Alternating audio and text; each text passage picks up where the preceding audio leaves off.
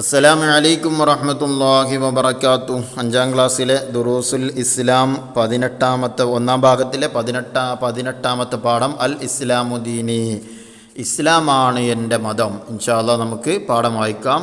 ഇസ്ലാമിനെ കുറിച്ചാണ് പറയുന്നത്. സ്റ്റോപ്പിൽ ബസ്സിൽ നിന്നു. ആഷിഖ് ബസ്സിൽ കയറി. അസ്സലാമു അലൈക്കും വറഹ്മത്തുള്ളാഹ് എന്ന് സാബിത്തിനോട് സലാം ചൊല്ലി. സാബിത്ത് സലാം മടക്കി. വഅലൈക്കുമുസ്സലാം വറഹ്മത്തുള്ളാഹി വബറകാതുഹു.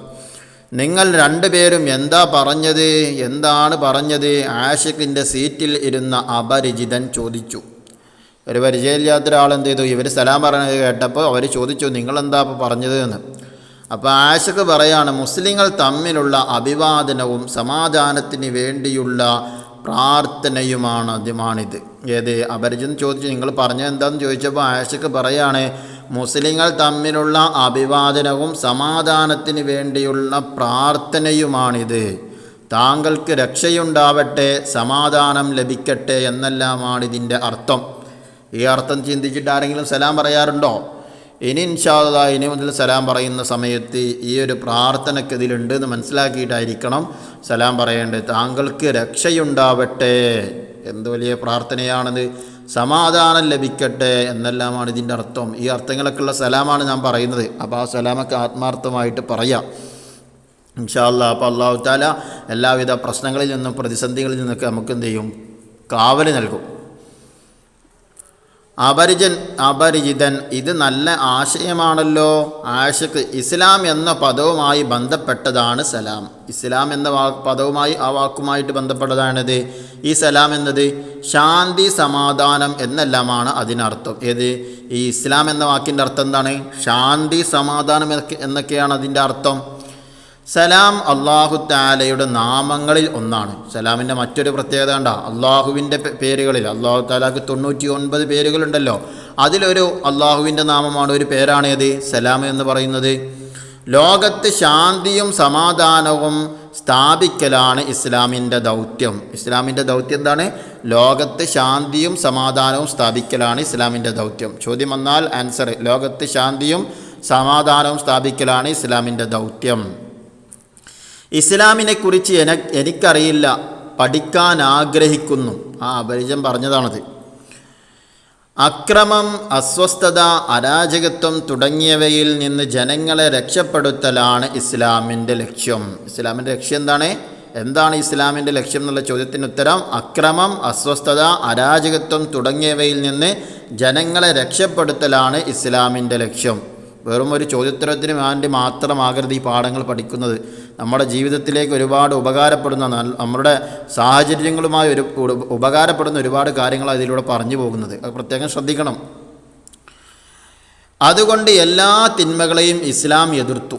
ഇസ്ലാം എന്ത് ചെയ്തിട്ട്? ശാന്തിയും സമാധാനമൊക്കെയുള്ള വേണ്ടത്. അതുകൊണ്ടാണ് ഇസ്ലാം എന്ത് ചെയ്തിട്ടുണ്ട്? എല്ലാ തിന്മകളെയും ഇസ്ലാം എതിർത്തു. അനുരഞ്ജനത്തിൻ്റെ എല്ലാ മാർഗങ്ങളെയും പ്രോത്സാഹിപ്പിച്ചു. നബി സല്ലല്ലാഹു അലൈഹി വസല്ലമ പരിശുദ്ധ മക്കയിൽ നിന്ന് വിശുദ്ധ മദീനയിൽ എത്തിയപ്പോൾ അവിടെയുള്ള അമുസ്ലിമുകളുമായി സമാധാന കരാറുണ്ടാക്കി. നബി സല്ലല്ലാഹു അലൈഹി വസല്ലമ തങ്ങൾ പരിശുദ്ധ മക്കയിലെത്തിയപ്പോൾ, പരിശുദ്ധ മദീനയിലെത്തിയ സമയത്ത് അവിടെയുള്ള അവിശ്വാസികളുമായിട്ട് എന്ത് ചെയ്തു? ഒരു സമാധാന കരാറുണ്ടാക്കി. ഇതൊക്കെ ആ അപരിചിതനോട് ഇങ്ങനെ പറയാണ്. അപ്പോൾ അപരിചിതൻ, എന്തെല്ലാമായിരുന്നു ആ കരാറിലെ വ്യവസ്ഥകൾ? എന്തെല്ലാം ഉണ്ട് ആ കരാറിലെ വ്യവസ്ഥകൾ എന്ന് പറയോ? ആഷിഖ്, പരസ്പരം ആക്രമിക്കരുത്. ഒന്നാമത്തത്, പരസ്പരം ചെയ്യാൻ പാടില്ല, ആക്രമിക്കാൻ പാടില്ല. നല്ല കാര്യങ്ങളിൽ പരസ്പരം സഹകരിക്കണം. എന്ത് നല്ല കാര്യങ്ങളുണ്ടോ എല്ലാവരും കൂടെ സഹകരിക്കണം.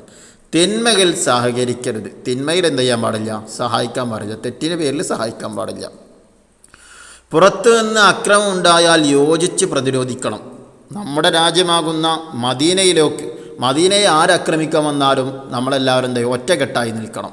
പുറത്ത് നിന്ന് ഏത് അക്രമം വന്നാൽ മദീന എന്ന പ്രദേശത്തേക്ക്, രാജ്യമല്ല മദീന എന്ന പ്രദേശത്ത്, ആ പ്രദേശത്തേക്ക് എന്ത് അക്രമം വന്നാലും നമ്മളെന്ത് ചെയ്യണം? യോജിച്ചിട്ട് പ്രതിരോധിക്കണം.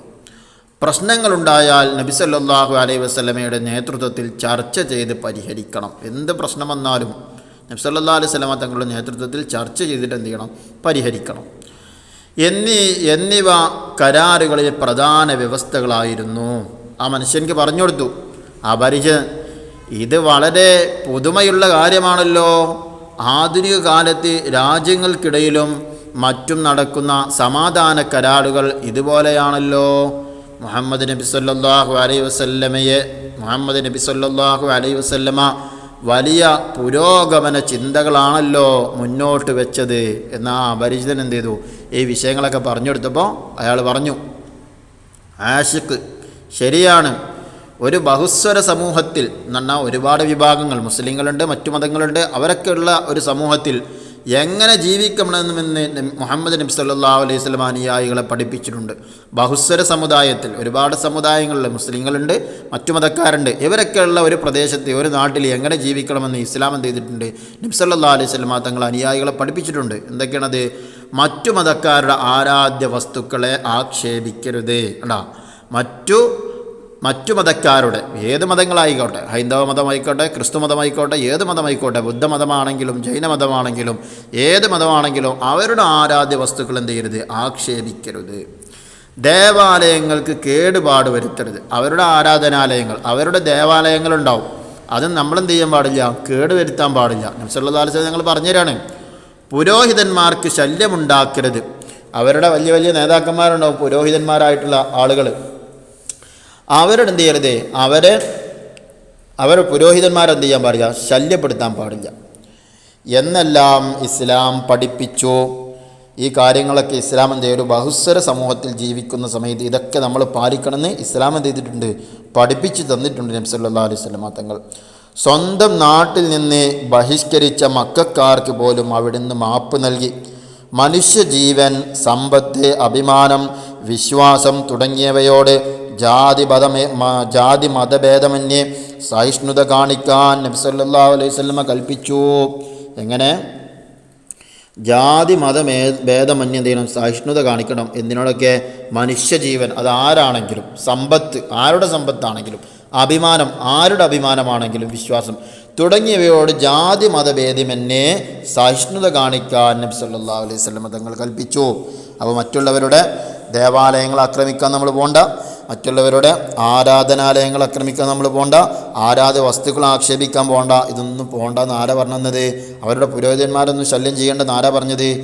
നമ്മുടെ നേതാവായ നബി സല്ലല്ലാഹു അലൈഹി വസല്ലം തങ്ങൾ. അപ്പോൾ ഈ കാര്യങ്ങളൊക്കെ എവിടെ പഠിപ്പിച്ചിട്ടുണ്ട്? ഇസ്ലാമിലൂടെ നമ്മെ പഠിപ്പിച്ചിട്ടുണ്ട്, ഒരു ബഹുസ്വര നാട്ടിൽ ജീവിക്കുമ്പോൾ എങ്ങനെ ജീവിക്കണമെന്ന്. അപരിചിതൻ, ഇതെല്ലാം വളരെ നല്ല ആശയങ്ങളാണ്. നിങ്ങളുടെ മതത്തെക്കുറിച്ച് ഇനിയും കൂടുതൽ മനസ്സിലാക്കാൻ ഞാൻ ആഗ്രഹിക്കുന്നു. ബസ് ആഷിഖിൻ്റെ നാട്ടിലെത്തി. വീണ്ടും കാണാമെന്ന് പറഞ്ഞ് അവൻ ഇറങ്ങി. അൽ ഇസ്ലാമു ദീനുസ്സലാം, ഇസ്ലാം സമാധാനത്തിൻ്റെ മതമാണ്. ഇസ്ലാം സമാധാനത്തിൻ്റെ മതമാണ്.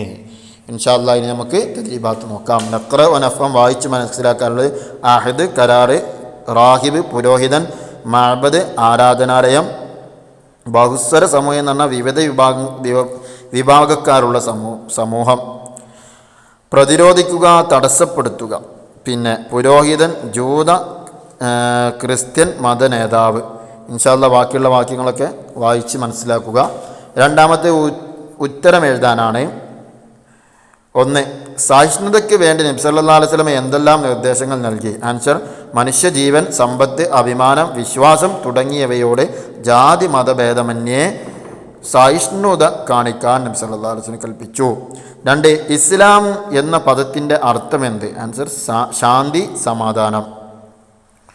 3. മദീന കരാറിലെ പ്രധാന വ്യവസ്ഥകൾ എന്തെല്ലാം? ആൻസർ: പരസ്പരം ആക്രമിക്കരുത്, നല്ല കാര്യങ്ങളിൽ പരസ്പരം സഹകരിക്കണം, തിന്മയിൽ സഹകരിക്കരുത്, പുറത്തുനിന്ന് അക്രമമുണ്ടായാൽ യോജിച്ച് പ്രതിരോധിക്കണം. പിന്നെ പ്രശ്നങ്ങളുണ്ടായാൽ നബി സല്ലല്ലാഹു അലൈഹി വസല്ലമയുടെ നേതൃത്വത്തിൽ ചർച്ച ചെയ്ത് പരിഹരിക്കണം. ഇനി 4. ഇസ്ലാം എന്തിനെല്ലാം പവിത്രത കൽപ്പിച്ചിട്ടുണ്ട്? ആൻസർ: മറ്റു മതക്കാരുടെ ആരാധ്യ വസ്തുക്കളെ ആക്ഷേപിക്കരുത്, ആരാധനാലയങ്ങൾ കേടുവരുത്തരുത്, പുരോഹിതന്മാർക്ക് ശല്യമുണ്ടാക്കരുത്. അപ്പോൾ അതിനൊക്കെ എന്ത് ചെയ്തിട്ടുണ്ട്? പവിത്രത നൽകിയിട്ടുണ്ട് ഇസ്ലാം. ഇനി നുഇദ്ദു ഫിഖ്റ, ഗണ്ണിക എഴുതാനാണ്. എന്താ ഗണ്ണിക എഴുതേണ്ടത്? പിന്നെ ഇസ്ലാം സമാധാനത്തിൻ്റെ മതം എന്ന വിഷയത്തെക്കുറിച്ചാണ്. ചെറിയ രൂപത്തിൽ നമുക്കൊന്ന് വായിക്കാം. ഇസ്ലാം സമാധാനത്തിൻ്റെ മതമാണ്. മുസ്ലിങ്ങൾ പരസ്പരം കണ്ടുമുട്ടുമ്പോൾ സലാം പറയുന്നു. ഇത് സമാധാനത്തിന് വേണ്ടിയുള്ള പ്രാർത്ഥനയാണ്. ഇസ്ലാം എന്ന പദവുമായി ബന്ധപ്പെട്ടതാണ് സലാം. ശാന്തി, സമാധാനം എന്നെല്ലാം ഇതിനർത്ഥമുണ്ട്. ലോകത്ത് ശാന്തിയും സമാധാനവും സ്ഥാപിക്കലാണ് ഇസ്ലാമിൻ്റെ ദൗത്യം. അക്രമം, അസ്വസ്ഥത, അരാജകത്വം തുടങ്ങിയവയിൽ നിന്ന് ജനങ്ങളെ രക്ഷപ്പെടുത്തലാണ് ഇസ്ലാമിൻ്റെ ലക്ഷ്യം. അതുകൊണ്ട് എല്ലാ തിന്മകളെയും ഇസ്ലാം എതിർക്കുന്നു. സമാധാനത്തിൻ്റെ എല്ലാ മാർഗങ്ങളെയും ഇസ്ലാം പ്രോത്സാഹിപ്പിക്കുന്നു.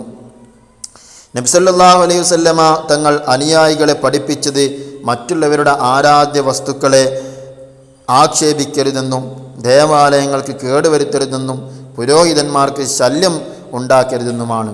ഇതിൽ നിന്നെല്ലാം മനസ്സിലാക്കാം ഇസ്ലാം സമാധാനത്തിൻ്റെ മതമാണ് എന്ന്.